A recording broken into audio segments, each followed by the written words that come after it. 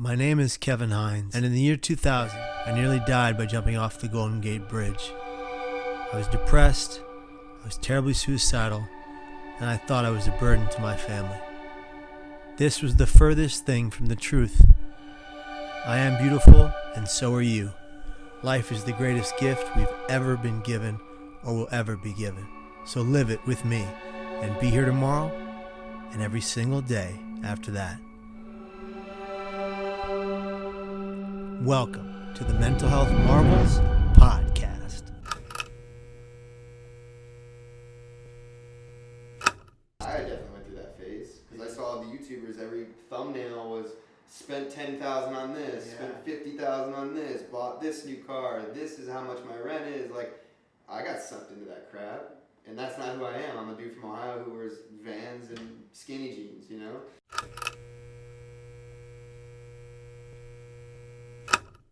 What is crackin', Hope Nation? It is your friendly neighborhood Kevin Hines, and this is another episode of Mental Health Marvels, a podcast about hope, right here in Hope Nation.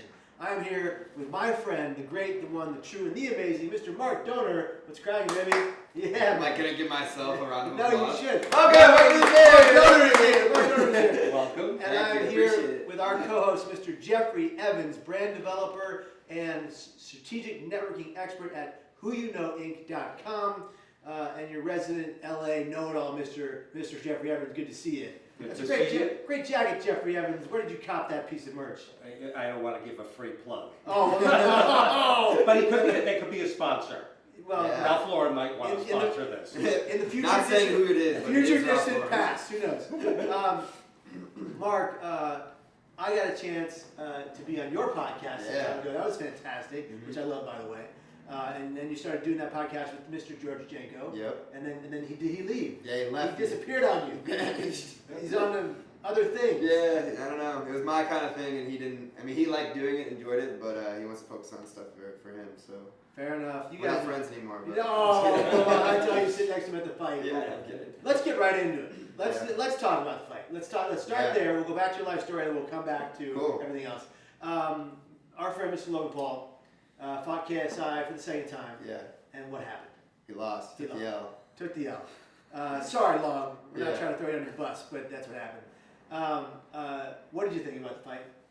I thought it was really entertaining. I think it's frustrating for a spectator, like being his friend, like you feel like you're screaming, you're like hit him, telling him what to do, but he's not doing it. So it's like it's like not like a video game where he's just gonna do what you tell him. So like you obviously see things watching that he's probably in the moment not even thinking of, and I think when you train for something and then in the actual heat of the moment when you're actually getting punched in the face, I think everything you've learned kind of just like goes away. Out the window, out the door. And that's what he said on his live feed today, that everything just went out the window.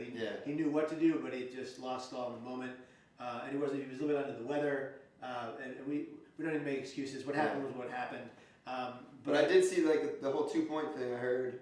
Yeah, the whole 2-point thing. It's never been done except like when Mike Tyson bit someone's ear off. Yeah, Mike Tyson got his ear bit off. Mike Tyson bit the ear off. And so they're gonna contest the 2 points that were lost. And what is the premise behind contesting? Do you know? I think to get it back, to win. Right? To win it back, I don't know. Or they're not going to do that. At least bring it back to a draw. Probably not going to do that. It's a pro fight. Imagine the whole thing. They come the back and erase. Oh, it's a tie. Fight number 3. Fight number 3. Let's start where we left off. Exactly. Yeah. Mark, you come from Ohio. Yeah. What part? Hudson. Hudson. It's like near Akron, in between Akron and I've been to Hudson. I've been to Hudson? been to Hudson. Why? I go all over Ohio to speak. I love Ohio. Ohio is a personal friend of mine. Yeah. No. You were born in 1993. Yeah. And 26 now. 26 now. 26 years young. Yeah, I'm getting old. I feel it. Tall, handsome, young. You got the world ahead of you, my friend. He's catching up to me. He's catching up to you. Not very close in age. Yeah. The hair is different. Yeah. It's okay. You used to live in Logan Paul's closet. I did. Everybody focuses on that. We talked about that last podcast. But you didn't seem to mind living in the closet because you were on the grind. Yeah, I think. I look back and I want to get that motivation back that I used to have when I first moved out here. I mean, it's cool because everything was so exciting and fresh, and just like to be able to have the opportunity to be out here, because not everyone is given that good of an opportunity. especially in LA. Like rent's expensive. There was no way that I was gonna be, out of college and then living in LA. So Logan gave me that opportunity. I slept on an air mattress in his closet for 6 months, and I was still taking classes back at Ohio University. So and I was working for Logan, and I was doing as much behind the scenes work as I can. I worked on this movie with him. I did stuff with Ariana Grande on her Dangerous Woman album. I did stuff with the app Title. I was just on the grind trying to make money to, not live in a closet the rest of my life. Yeah. Did the girls that you dated come into the closet? And then come out of the closet? We're gonna go there. We're going right there. There was a few times, yes. It was weird though because I shared a room with Logan. Oh man. So TMI. Yeah, most of the time I would only hang out with the females when Logan was out of town. Fair enough. Down and we took over his bed. And what was it like Thanks, coming Logan. out of the closet? It was okay. I mean, there was a curtain that separated the two rooms. It was just weird. I slept on an air mattress with clothes above me, So it was but I feel like everyone that comes out here has to go through something like that to appreciate, where they've gotten. Our last guest had to have a job. His first job in LA was at a sex toy conglomerate. So he had to go work there, and they asked him, he was a videographer and filmmaker. He started one of the first YouTube channels ever. Wow. And they asked him to do more of the job, and they asked him to come showcase the sex toys, which he didn't know that meant that women were going to come from behind him, get on camera, and showcase the toys that they're Demonstrations. the demonstrations of vibrations. I don't even know where this conversation is. We didn't either. We're just having fun. Sorry, I had to. Did he do porn or something? No, he didn't do porn. He was filming It was a filming situation. Demonstrations on and, how to use and they didn't tell him. They didn't tell him that that's what he'd be doing. So he was totally thrown off in the moment. What am I doing here, and how's my wife gonna feel about this? So she actually ended up editing it with him. So she made sure she was part of the process. You came out to LA to build a career in film, YouTube phenomenon. Mm-hmm. What has been your favorite part about the work you've been inspired to do? I think early on, my favorite part was just everyone was doing it for fun. It wasn't really it didn't feel like a job, and everyone was living in the same building. We were all creating and just waking up every day and living life, and it was a lot less pressure back then. It was just making content. There wasn't a lot of people doing it. This was early on. Social media was kind of started to come up on the rise, and not everyone was living in LA. Now I feel it's become so competitive and so saturated with so many people trying to be famous. You know what I'm saying? So it was really fun doing it long ago when we were first starting because it didn't feel like a job. And now does it feel like a job? Does it feel like it's just taxing on you? Sometimes, yeah. With the whole daily vlog thing, when I was doing that, I think I did it for a year and a half. It felt like a job, and I kind of look back and I reflect on those times, and it just feels like a blur. You know what I'm saying? I didn't really live life. It felt like every day I was waking up and I was okay, I need to make a video today. I need to make a video today. Always moving, always going, and then I ended up getting burnt out. But yeah, I mean, I think it's exciting again now, just because I'm switching up my career and working on music, new things, and I think that's kind of how my life's worked out. I've never really planned my life, and I think I'm at a weird moment in my life. Crossroads. Yeah, because I don't plan things and I just let them happen. I didn't plan to be a YouTuber when I moved out here. Yeah. I didn't plan anything. Literally, Logan just gave me an opportunity. I came out here and then I started making skits on Instagram in my free time because I was bored. I kind of woke up one day and I was I can't be Logan Paul's videographer roommate the rest of my life. I got to do something with my life. So that's why I started making my skits. And then I fortunately was able to sign a brand deal with Curve Cologne, which is my first ever brand deal, and that gave me the opportunity to quit working for Logan and focus on me full time. And then that took off, and then the YouTube vlogging started to happen. And I've always wanted to do YouTube. I was really inspired by FouseyTube, Roman Atwood, all these pranksters actually. I used to watch pranks all the time, Vitaly. And then Casey Neistat, I discovered him when I was in college, and I was really inspired by him. And then it was just cool to do YouTube, and everyone was doing it again. That's the thing. That's what made it fun. You guys enjoyed a period where you all did it together for a long time. Yeah. And made some really great fun content that was pretty epic. Yeah. And you guys had what you guys call your day ones. I mean, I think Johannes, Jenko, you, Logan, a couple other folks, and then you guys have created a large repertoire of content between all your channels that is exciting to watch. It is fun to go back and look into. Did you see at the fight last night Vitaly's jacket? Yeah, it said something about fuck YouTube. It said YouTube is for, we're not going to say the word, but that's something we'll stop short at. Yeah. What did you think of that? Is he off? Well, I mean, he does. Now he's always done edgy content. Yes. So now he has his own website where he can do it without getting desensitized or whatever that YouTube does, yeah. demonetized. I don't know. I think it's interesting. YouTube and social media right now is all very interesting. I think it's so competitive. There's so much. Everyone wants to be a YouTuber. Like, it seems up in the air for some folks. Like, what am I going to do next? Where am I going to go Right. next? And folks that like you said outside that you're not as content with what you're doing right now. And how would you express? I mean, what do you want to be doing the next 5 to 10 years that you aren't doing now? I don't know. You don't know. I never sit back and like think and plan. Just gonna let it ride. I just usually, but I think I'm at a point now where I need to figure it out. Well, no pressure from us. Yeah. You've got a plethora of content that people can still go and look at right now. Where do people find you on Instagram? At Mark Dohner. At Mark Dohner. Yeah. How about on YouTube? Mark Dohner. Mark Dohner. Dohner. Yeah, I think it was actually inspiring to go to the fight last night and have people come up to me and like there was several people who were like, keep going, keep making content, and kids that are just like, yo, like your videos changed my life. I love your videos. Like that stuff it makes it all worth it. You know what I'm saying? And I don't like see that as much anymore just because I'm not making as much content. So it was like really dope to be there last night. I find your Instagram feed very rewarding when I look at it because you're very socially conscious. Mm-hmm.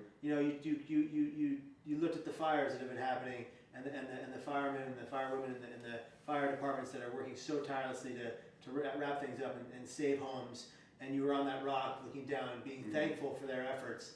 You don't see that too often in the younger YouTube model. Right. You see people inner focused and focused on their content, themselves, their own rewards. I find that your content is socially conscious and aware most days and has an impact. You did work with Will Smith. That was Mm-hmm. fantastic. Can you talk about that for a minute? Yeah, that was a really cool opportunity, and it was actually like a crucial point in my life, I think. I just got out of a relationship, my first ever one, so I was kind of lost and trying to get back on this journey of like, I had so much time on my hands, I was a little bit overweight, and I was getting in the gym, and I read this book, The Subtle Art of Not Giving an F. I won't say the words, you don't have to bleep it. And that changed my life, and then I was given this opportunity to go out and hang out with Will Smith for his Facebook Watch show, and had a 45-minute conversation with him, and he was just like a really super down-to-earth, humble guy, and that really inspired me, especially like during that time. But yeah, he's a really good guy.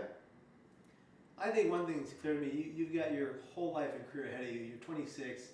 You're going to keep doing these great things going forward. So it's going to be exciting to watch it happen. Thanks, man. So even though you might not know exactly where you're going from here, I know as your friend that it's going to be epic. So I just Thanks. Yeah, that's all. Jeff, you had some questions for Mark. Yes. I want to know what they are. Break it down. Question is your current lifestyle something, what you're doing, Mm-hmm. is it something that you can honestly say you aspire to do? I think it's been way more exciting than what I anticipated. When I went to college, I just wanted to be like a sports broadcaster. I wanted to be on ESPN. Yeah, that was my whole goal in life, and I think this lifestyle has given me so many cool opportunities to like that I never would have thought. I never thought I'd go to Brazil for the Olympics. I never thought I'd ever go to Europe or any of these countries, and I'm like getting paid to go there. You know what I'm saying? Like, so to be able to travel and have fun and just literally make money living life, like it's such a cool job. It's not like it's easy. Like everyone's like sees the lifestyle of YouTubers and they don't see like the hours you put in after hours. The blood, sweat, and tears. Yeah, exactly. And it takes a lot. They don't see the living in a closet for a year, making $1,000 a month. and you edit your videos. You're not just a vlogger. Yeah. You're not just a filmographer. You actually edit. You edit quite well. Thanks. How long did it take you to learn the editing platforms you use? And I'm sure you're still learning as the new technologies arise? Well, I edited in college, Okay. and the whole reason I started doing behind the scenes stuff is because, like I said, I wanted to be on air, but I was a freshman, and that was like a senior-junior thing. It was like a seniority, you had to work your way up, and they didn't have any people on tech. So I was like, look, I'll do whatever it takes to get involved, and I started filming Friday nights, high school football. It's actually funny, the number one QB in the nation, Joe Burrow for LSU right now, Yeah. he went to Athens High School, which is where my college was, and I covered him when I was in college when he was in high school. He's awesome. Yeah, so it's crazy to watch him. He's gonna be like a Heisman Trophy winner and #1 draft pick. It's cool to like see someone from Ohio do that. But I started learning how to edit. I did this first edit, and the guy said I was really good. I just watched YouTube tutorials. I was really into Devin Supertramp. I don't know if you guys know him. He's like an OG YouTuber, very cinematography driven on his account. I was really inspired by him, and I just literally was learning from YouTube and then trial and error.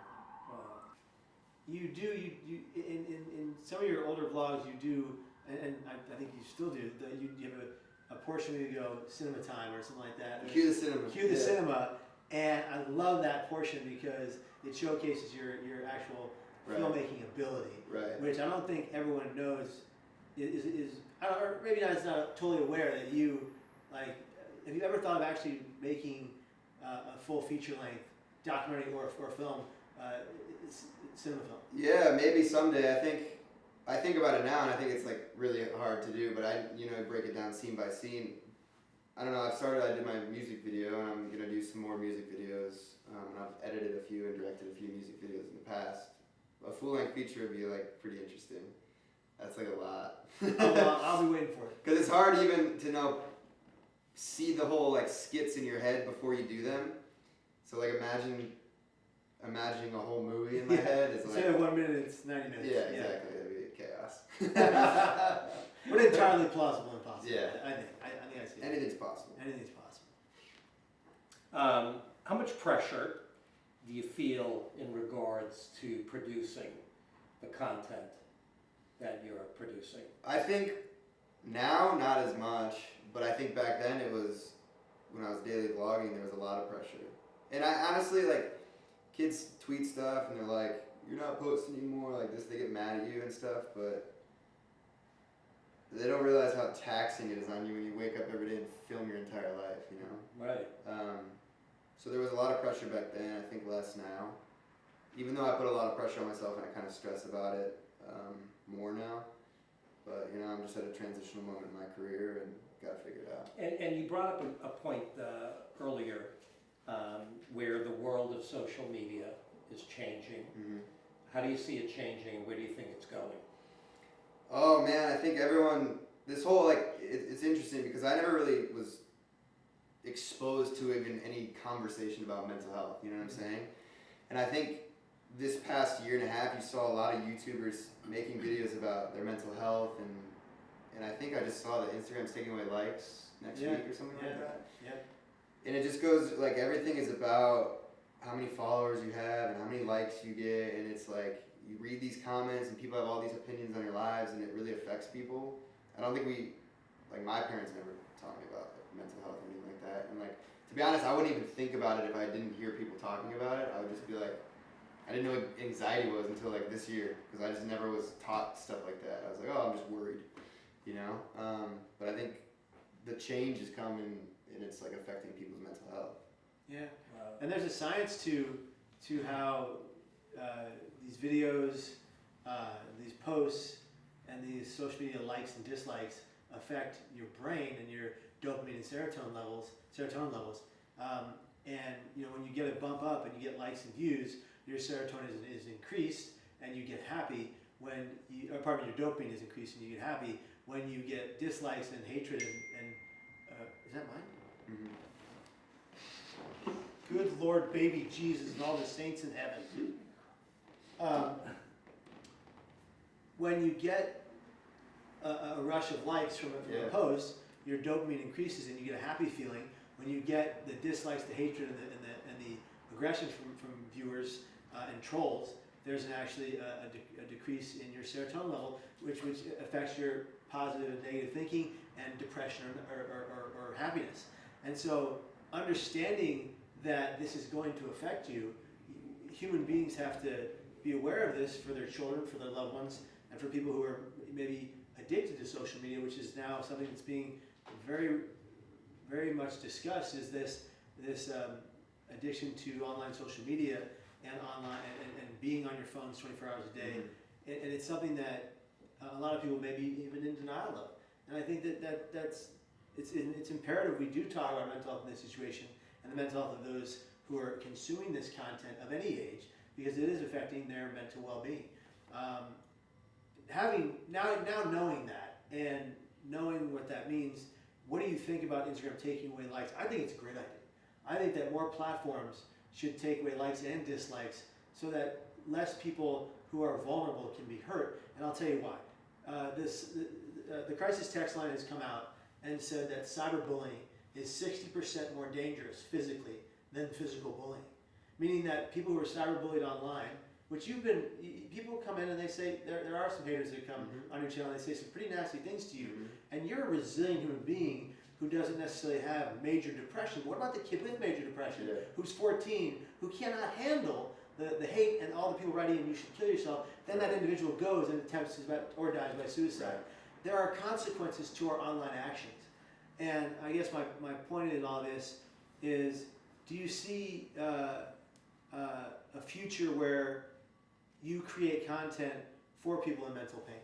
You've done it a little bit with the podcast we did together, but is there a future where you see yourself doing more for that demographic? I think I would need to learn more about mental health. And I said in our interview that I'm very naive to everything, and we had a very open discussion, and I feel comfortable talking with you about it, but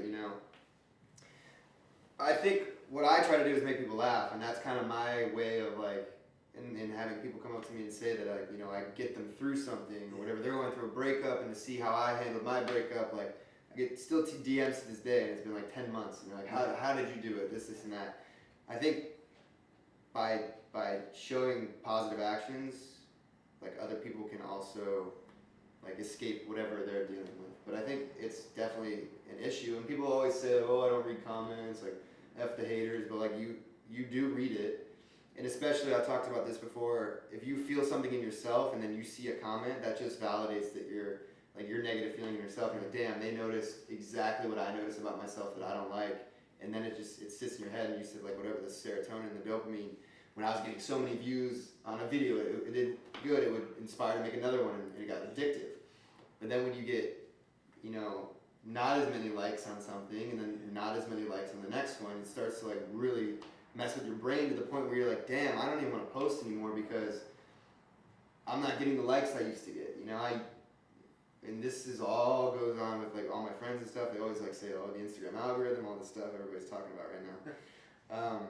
But it does affect you because, I can look back and see when I was posting relationship photos, I would get 300,000, 350,000 likes. And then now it's I'll post a photo of myself and I can't even hit 100. So it's why does 250,000 people not like me anymore? Do they not? Or what's the deal? Is it the algorithm? Is it saturated? It's these are all questions that I never know the answer to. Well, they are questions you don't know the answer to now, but there's a lot of research out there right now from even mental health organizations that talk about the quantifying these life situations revolving around social medias. So we'd be glad to help send some of that information your way, because it'd be great to be aware of all that information and that knowledge, so you can go out and create content that better serves all communities. And I think that personally, we create content on our YouTube page that we hope to impact you with. We use a thing called sticky memories and the art and science of storytelling. And when someone tells a story, whether it's through film, at a speech you give, or through a documentary, when you're telling a story, the people watching or listening, their brains are mapping with your story and they're following the same journey. And if you tell a story that is positive, like your hopeful, funny stories that get people through the day, you're having a massive impact on their life just by making them smile and laugh, which also releases dopamine, which makes them happier, and even sometimes oxytocin in the brain that make them feel better. Mhm. So in a sense, you're already doing it, and I think if you keep along that track, you're gonna be helping a lot more people, which is pretty epic. Thanks. Yeah, Yeah. man. Absolutely. I have another question for you. What is the one thing you still want to achieve in your career? Oh man, I mean, my biggest dream is to perform like my music in front of people. I don't know. I get chills when I like close my eyes and think of me like performing on a stage and just people singing back my song to me. So I think that's the one thing that I want to achieve, and hopefully I can achieve that soon. Not hopefully, you will. Yeah. If you stay on the grind and stay on the hustle, just look, you're part of the 98 percentile.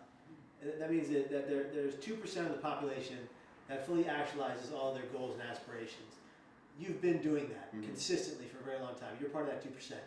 And they call it the 98th percentile. We learned that from our good friend, Alexa Towersy out of Australia, who has the 98 Riley Street Gym. And that's her whole motto, is that whatever she wants to do, whatever she envisions for herself, she's gonna do. Mm-hmm. You know, and you have that in you. You have that drive. You know, you might be lackluster in it right now because you're tired of the rigmarole, but you're gonna come back full force and go at it. It's like the saying, you have to see it to achieve it. Yeah, Right, absolutely. right. And I think, yeah, go ahead. I mean, all of us are just an example that you can, achieve something that seems unattainable. Not everybody has to go to college and get a job and live at home and marry their high school sweetheart, like you're allowed to go and do the unthinkable and achieve it. And like I think that's the prime thing about YouTubers that's like really inspiring to people, is like, wow, like I can do it. I can be in a small town in Ohio and then be on a movie, that's possible. Completely. What did you think about some of the outfits last night From the YouTubers? Like, what do you think about that? Like the fashion sense of these, or lack thereof. I don't know. I thought it, as a guy who doesn't come from that world. Yeah. I have a YouTube channel, but we're creating content for mental health, for people with mental health struggles. It's very clear. Like, and it's a baby channel. Yeah. It's in its infancy. What is your assessment of that whole YouTube world that I don't really understand, even though on the Well, I think that's part of the problem with the mental health is people compare themselves to YouTubers who have a lot of money and most of the shit stuff. Sorry, you can say whatever you want. we get for free, and if people are like getting by in life and they get a paycheck and they want to buy Gucci flip flops, but like, what's the point? Just because your favorite YouTuber has Gucci flip flops, like, I think that a lot of people compare themselves, and that's kind of part of the problem. But I mean, I definitely went through that phase because I saw the YouTubers. Every thumbnail was spent $10,000 on this, spent $50,000 on this, bought this new car. This is how much my rent is. Like, I got sucked into that crap, and that's not who I am. I'm a dude from Ohio who wears Vans and skinny jeans, But I think it's cool. Like LA to me is very, very ahead of the fashion. I was wearing skinny jeans when I first moved out here. I saw everyone wearing skinny jeans, and I was from Ohio. I was like, I've never seen this in my life. I was like, screw it, I'm gonna try it. And I wore them in college, and I got made fun of. Everybody's like making fun of my jeans, and now look at everyone wears skinny jeans. So Now you're hip and cool. yeah, you're hip and cool. It's out there, and I just think it's fascinating. Mm-hmm. But you mentioned something about competition. Yeah. And you did a video before the Challenger Games, about being only in competition with yourself. Right. And that's the best kind of competition, because there's no winner or loser. You always win because you're always trying to strive for something better for you without looking at other people and assessing, oh, I want that, I need to have that. You're content with yourself and your own abilities and your own maybe shortcomings, if there are any. So what does it mean to only be in competition with yourself? Just to strive to get better every single day. I think there's so many distractions, especially like when you see things and you see people, oh, I want that, but you got to be content with what you have already. And being in competition with yourself is just getting better than you were yesterday. I think I listened to a lot of motivational videos, and one thing was like, if you do the same thing today that you did yesterday, you'll get the same thing today that you got yesterday. So you're like not going to grow as a person if you do the same thing every day. I mean, I think competing with yourself is setting goals to, I don't know, be better. But what is better? Who defines better? That's you. Only you. You have to define it for yourself. If you feel that you're in a dark place, it's up to you to get out of that dark place. I think that's something that is tough. Mental toughness is probably the hardest thing in life. And I think I always compare things to like when I went through my breakup, because that was a moment for me where I was sad. Obviously, I looked at myself in the mirror. I wouldn't take my shirt off because I didn't like the way I looked. So I was like, it's up to me to get better. And I did what it took to get better. I read books that made me, be a better person. I went to the gym every day, which actually made me feel good. And now, if I go a day where I don't go to the gym, I feel like crap. Like if I start my day with the gym, I started to get up at 5:30. Just set small goals where it was like, oh, I'm achieving something and inspiring other people. It was cool for me to set the goal of getting up at 5:30 in the morning, because that was the hardest thing in the world. Yeah. Like to wake up at 5:30, no one's up. It's still dark outside. Why am I up? But that was those hours, 5:30 to 9:30, were the best, because I wake up, make my bed, go to the gym, work out, eat breakfast, come back, shower. I did all these things before anyone else in LA was awake, and that to me was I don't know. It helped me. It helped me be Great way to better. start your Yeah, day. it helped me be better. I was going to add too that I think two very powerful words that I've been trying to really focus on in my life are the words grateful and gratitude.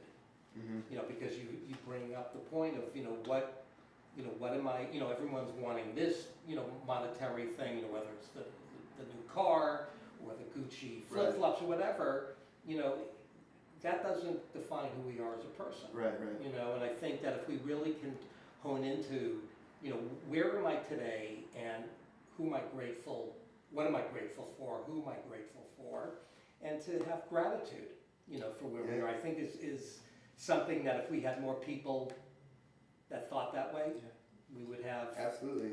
A happier society, I think. I made a video. It was right after Stagecoach, and it was a turning point for me. I realized that the most important thing in life is the people in it, and that's something that I didn't really realize. I feel like I was so obsessed with people liking me and the views and all that, whatever. And then I took a step back and I was like, damn, I'm so much happier when I'm with people and hanging out with people and having conversations like this and growing, and no one wants to be alone, No. Yeah. The point you made earlier about waking up in the morning at 5:30 and getting that 5:30 to 9:30 me time, you time, that's self-care. Yeah. Self-care is the best care. You went from being unhappy physically to working really, really hard to better your physical, emotional, mental, and spiritual health, I think. And you changed as a person. You augmented your thinking Right. as a whole. That's something that not everybody can say they have the ability to do. And when you do that, your outlook on life is much better. And to your point, Jeffrey, gratitude and gratefulness are fantastic. Take it a step further. Gratitude and resilience are two of the most protective factors scientifically for suicidal thinking. And we're taking a shift here in the talk, but in the year 2000, I attempted to take my life at the age of 19. I was a mere kid, and it wasn't social media, it wasn't any of that stuff. I wasn't even on those things. It was the voices I was hearing in my head telling me I had to die when in the midst of a terrifying depression, coming down from a manic high from bipolar disorder, I was crashing so hard that I believed I was useless, worthless, had no value, and I thought my family hated me. None of which was true, but my brain tells me this, and that's, if we can recognize, certainly these kids on social media that are hanging on every word that someone is commenting in on them about Every like, every dislike. every time someone says you should go kill yourself, and that's a multitude of mean kids that say that, then the person attempts. If we could recognize that our thoughts don't have to become our actions, we could survive these type of things and that kind of pain. And maybe you don't know that kind of pain, Mark, but I'm certain a lot of your viewers have, and that's why when you make those fun, happy videos, there are those kids that come out and say, you changed my life forever, which has got to be some of the most gratifying pieces of responses ever. I mean, when you get those messages, forget the hate, forget the negativity. When you get the messages of hope and inspiration from people who have been changed by your content, what does that do to you inside? Oh, it means everything. I think it just goes back to what you're saying too with the thinking. I think if you think, there's been days now that I live alone, I sit at home and I'm in my thoughts and I get in my head and I start to fall on this deep negative thing, like why am I in LA? Like what am I doing in my life? All these things. And if you change your perspective and start shifting it, reading books, getting better, always positive, manifesting things, like the way you speak about things, they come to fruition. Like, I think with my podcast, I've been able to share knowledge more rather than just like being goofy and funny and hanging out with friends. And I think that's really allowed my viewers and listeners to grow and be better people, just to see that it can be done. You know what I'm saying? Yeah. So like when they tell me that, like I helped them go through something with whatever I was giving, that's important. For sure. That's the reason we do it, or it should be the reason we do it. Absolutely. Because you're trying to benefit somebody else and not just yourself. Mm-hmm. That's beautiful. Would you say right now where you are, do you have a feeling as to what your purpose is? I don't know. I don't think about that. Because, would you say that we all, as humans, Have a purpose? have a purpose in life? Yeah. I think we're all connected too. I think it's I don't know, energy is a real thing that I'm learning about a lot. Just hanging out with positive people, and everyone has a purpose in your life, I think. Yeah. Absolutely. Mm-hmm. Who inspires you today? Today? I don't know. I think music inspires me a lot. I listen to a lot of songs that tell a story. I don't really listen to the rap crap. I'm not about it. I like music that tells a story and is situational where I can relate to it. Books inspire me, and then motivational videos. Like when I go to the gym, I don't listen to music. I listen to motivational videos. It's like an inspirational track with like a Gary V, talking. I think that kind of content inspires me. Cool. All right, right now, Brother Mark, I want to show you a video we just finished called Manic Depression, Life Inside My Mind. This occurred, this video was shot about 6 to 8 weeks ago, and I want to get your initial thoughts on it. You said you don't know much about the mental health world. This is me going through a real manic depressive episode, and I'm in a bit of pain. I'm hurting a little bit. I want to get your thoughts on it, if you don't mind. All right, we're gonna play it right now. This is like a raw. Yeah. Jeffrey Epstein. Oh, Well, that's a commercial.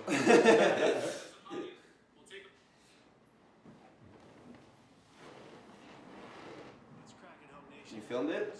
Or is it an intro? Intro. Okay. We are going to be releasing quite a few of these videos of capturing moments where it's raw, it's real, and I'm going through different symptoms, paranoid delusions, hallucinations, depressions. And we're releasing them because we didn't want to just show on social media all the good times and the happy times and the fun times and not leave you with the truth, the pain. The pain does exist, but we fight the pain in spite of the pain, despite of the pain. We thrive right here today with all of you. What you're about to watch is a real-life depressive and paranoid episode of me dealing with my diagnosis, bipolar type 1 with psychotic features. So it's going to be intense. It's going to be definitely want to give you guys a bit of a trigger warning for this one.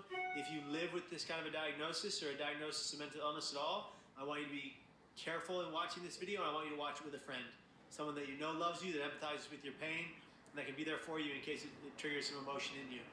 This is a video about me going through what I go through in real time, and we decided not to cut. So check it out, understand what it's all about, and understand that it's meant to help you be inspired to find hope in that light at the end of the tunnel so you can be here tomorrow and every day after that.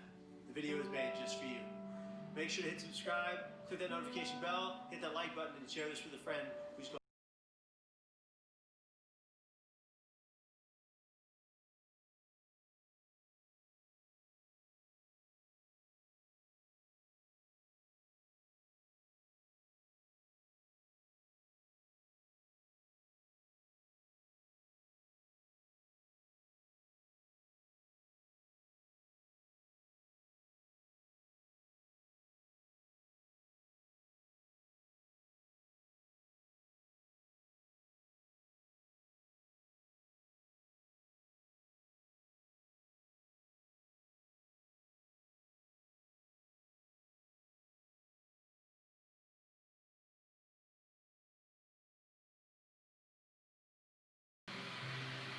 It's building rage inside me that's frustrating the hell out of me. My hands are tremoring every day now without fail.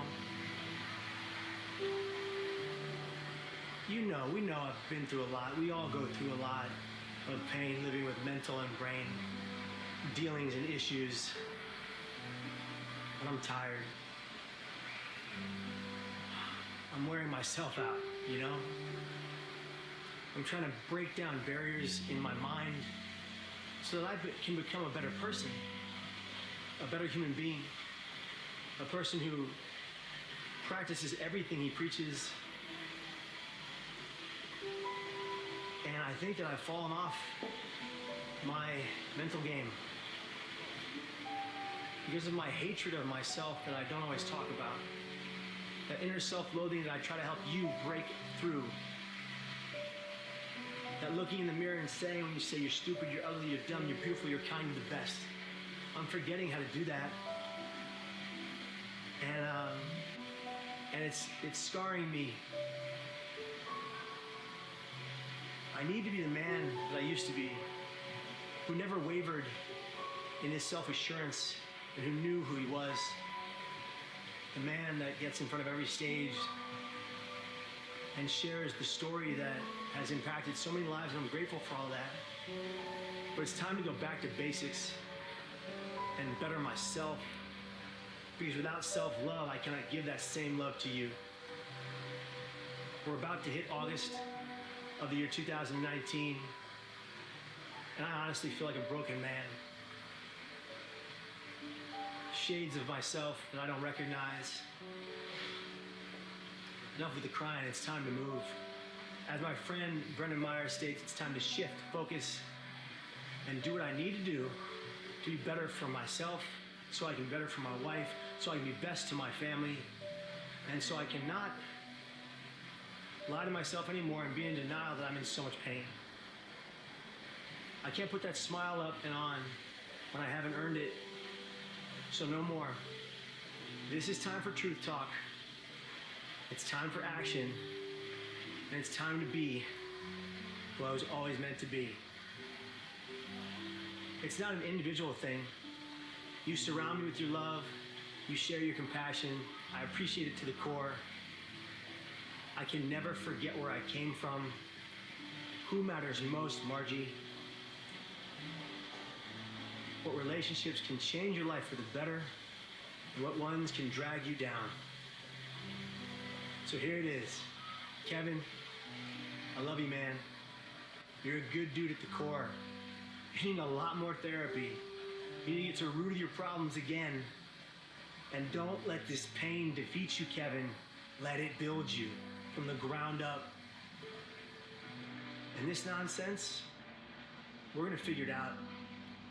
We're gonna find out why my brain is having neurotoxicity to it. And we're gonna heal once again. And even if these tremors continue for the rest of my life, I'll know that I did everything I could to beat them.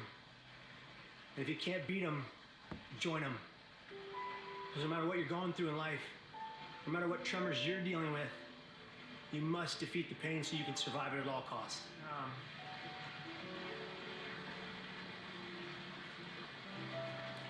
I'm looking forward to a 2019 end of the best Kevin Hines you've never seen. The best me I can be. More importantly, I'm gonna find that self-love again. No matter the physical issues I'm having, we all go through it. This sign language I'm doing right now means same here. You're going through it, I'm going through it. We got this on lockdown.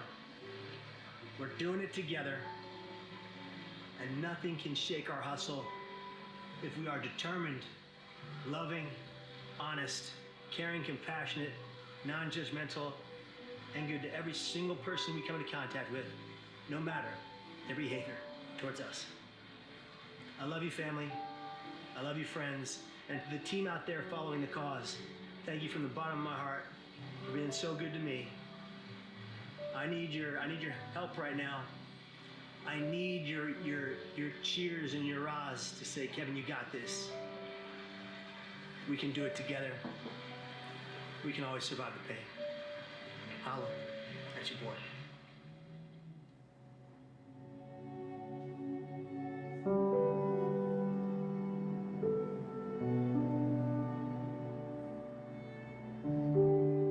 So, what do you mean when you say like that you were going through like a, what did you describe it as? Paranoia and depression. Like that in that moment? In that moment, yeah. So I was talking to the camera, but I was inside my head dealing with all those self-loathing and self-hatred. So for weeks prior to doing the video, I had been in that place, that dark place. That make sense? Yeah, but why do you call it? What do you call it again? Paranoia. Paranoid delusions. But I feel like here's my question. Yeah. I have like similar thoughts, obviously, but I don't call it paranoid delusion. I Okay. just call it like what I'm feeling.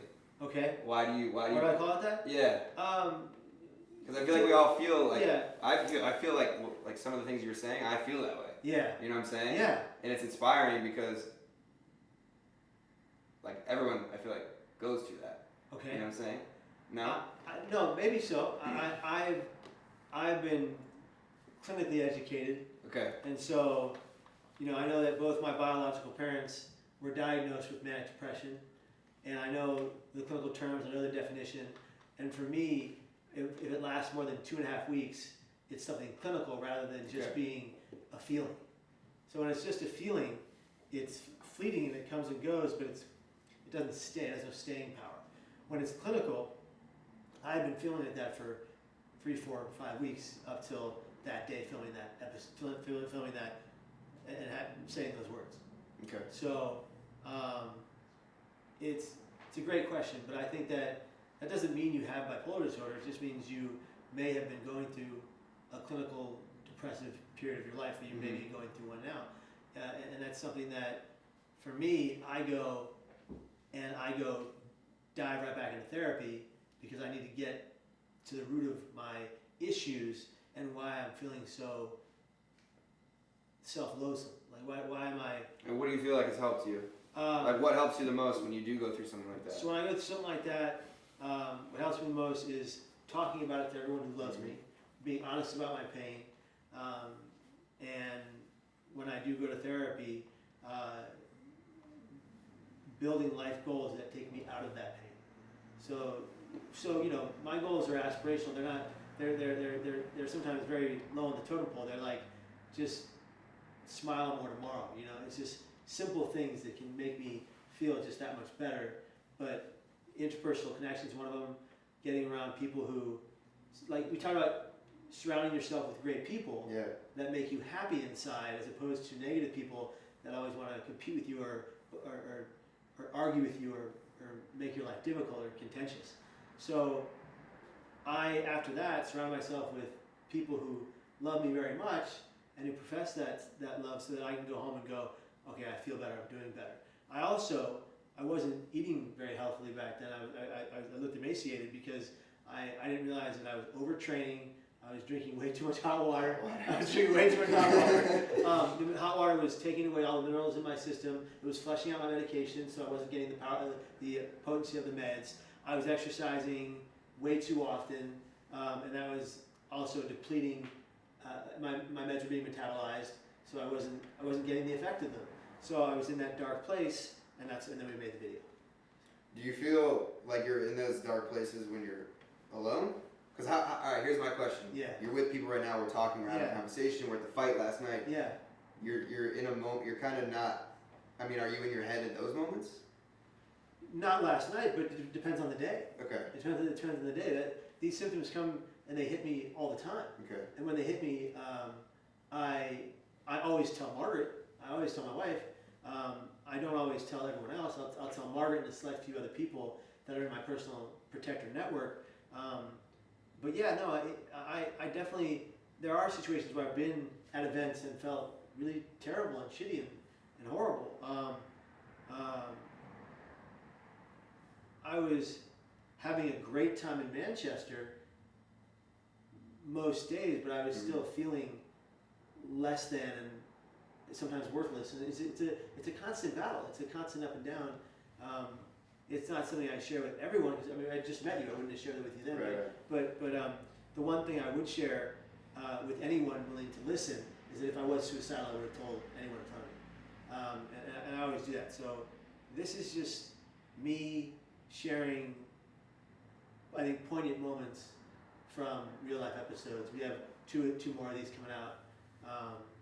What was your assessment of the video? I thought it was really good. I felt like I was saying, like I have felt similar things that you're feeling, and it's like for you to say those like manifestations too, like is inspiring, and I think that's important. I think it kind of felt like, you know, the motivational videos I listened to. Oh yeah. Especially with the track underneath. Shout out David Erickson right there. Yeah, man. It was very powerful. Yeah, but it's inspiring because it's like people go through shit like that. Yes. And more than we know, more than we talk about. You have to understand that other people go through it too, so you're not like alone. You know what I'm saying? Exactly. But it's inspiring because it's like it kind of like made me think back to like because I've done this several times. There's been 2 points in my life where I've like felt like shit and low, and I've like chosen to like make that change. And I think that's something that, you know, hopefully people like when they watch stuff like that, they feel that way. You know what I'm saying? Because I feel like you have to be the change in yourself. You can't and hopefully something like that I think would inspire. And it is, I mean, tremendously inspiring, powerful. And it's doable, you know. It's totally doable. Yeah, because we've done it before. Exactly. You know? And the thing is, as human beings, you know, whenever we go through dark moments in our life, we forget that there's other people that are going through maybe similar things. We think we're alone, you know, in this battle. Well, we always talk about too, I talked about it on my podcast with a buddy, we call Instagram a highlight reel. It's just your best moments. No one sees this shit. Right. Yeah. You know what I'm saying? And to be honest, those types of videos get the best response. Yeah. When you post real shit, you know? I had gone into a psych ward 25 weeks ago, March? 25 weeks ago, I went back into a psych ward for suicidal ideation. What is that? Thinking about suicide and believing I have to. Got all these terms. Yeah, no. Fair enough. My vocabulary is getting expanded. Yeah, there we go. So I was heavily thinking of suicide, and I was very, very manic. I was extremely manic. And mania is when you have a euphoric, natural, non-drug related rise in your you become very grandiose. You think you can do things that are out of the realm of true possibility, and you believe you are capable of things that are completely impossible. But once you go up, you have to come down. And so I came down in the psych ward, and it was a bad scene, but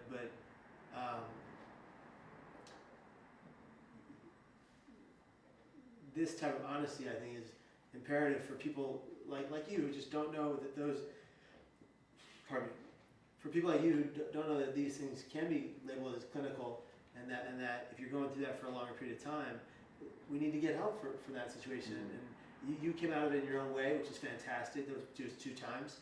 I come out of it every time I can, and will. It's not easy. Oh yeah, it's not. I mean, I think everyone has their different ways. Yeah. It's definitely hard to do by yourself. Yeah, man. and living alone, how do you must like your solitude in some way to your independence.